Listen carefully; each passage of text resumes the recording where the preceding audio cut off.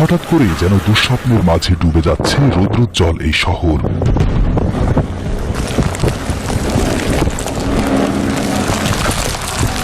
উজ্জ্বল লাল কালো আগুনের স্রোত ধেয়ে আসছে শহরের দিকে, যেন কোনো অজানা শক্তির মূর্তি ভেঙে পড়ছে শহরের প্রতিটি রাস্তায় এবং ঘরে।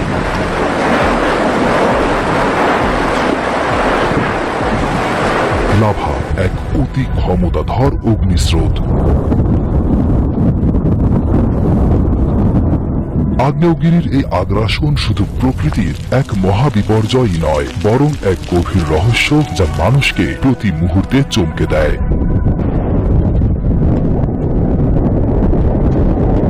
লাভা হল আগ্নেয়গিরির অভ্যন্তর থেকে নির্গত তপ্ত তরল শিলা। মাটির নিচের অতি উচ্চ তাপমাত্রা এবং চাপের ফলে বিভিন্ন প্রাকৃতিক কারণে যখন ভূপৃষ্ঠে উঠে আসে, তখন আমরা তাকে লাভা হিসেবে জানি। লাভা এতটাই ভয়ঙ্কর যে এর তাপমাত্রা 700 থেকে 1200 ডিগ্রি সেলসিয়াস পর্যন্ত হয়ে থাকে, যা তাৎক্ষণিকভাবে গলিয়ে দিতে পারে যে কোনো কিছু।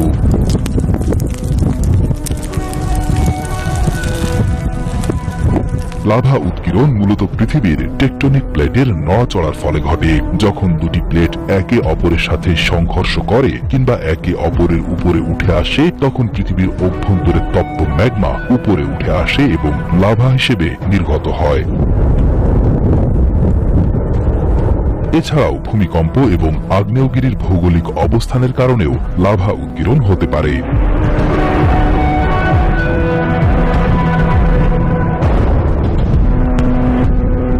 লাভা উৎকীর্ণ এক ধরনের প্রাকৃতিক মহাবিপর্যয়, যা মানব জীবন ও সম্পদের উপর ধ্বংসাত্মক প্রভাব ফেলে।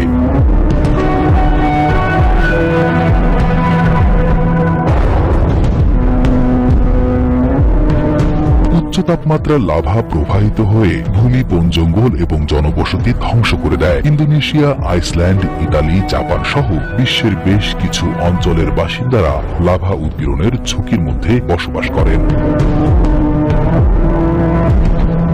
তবে সাম্প্রতিক বছরগুলোতে লাভা উৎকীর্ণের ফলে সবচেয়ে বেশি ক্ষতিগ্রস্ত দেশগুলোর মধ্যে কঙ্গো এবং আইসল্যান্ড উল্লেখযোগ্য।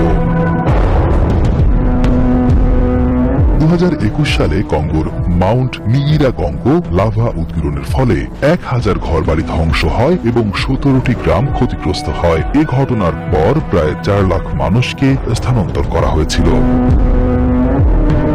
লাভা উৎকীর্ণের সবচেয়ে কুখ্যাত উদাহরণ হল ইতালির পম্পেই নগরীর ধ্বংস। খ্রিস্টপূর্ব 79 সালে ভেসুভিয়াস আগ্নেয়গিরির উৎকীর্ণে পম্পেই নগরী সম্পূর্ণরূপে ধ্বংস হয়ে গিয়েছিল।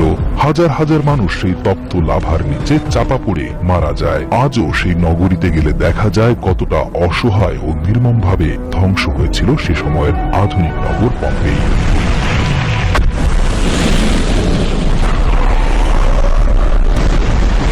লাভা উৎকীর্ণ একদিকে যেমন ভয়ঙ্কর, তেমনি রহস্যময়। সৌভাগ্যবশত বাংলাদেশ তথা ভারতবর্ষে উল্লেখযোগ্য সক্রিয় আগ্নেয়গিরি না থাকায় এ অঞ্চলে ভয়াবহ এই প্রাকৃতিক দুর্যোগের সম্ভাবনা নেই বললেই চলে।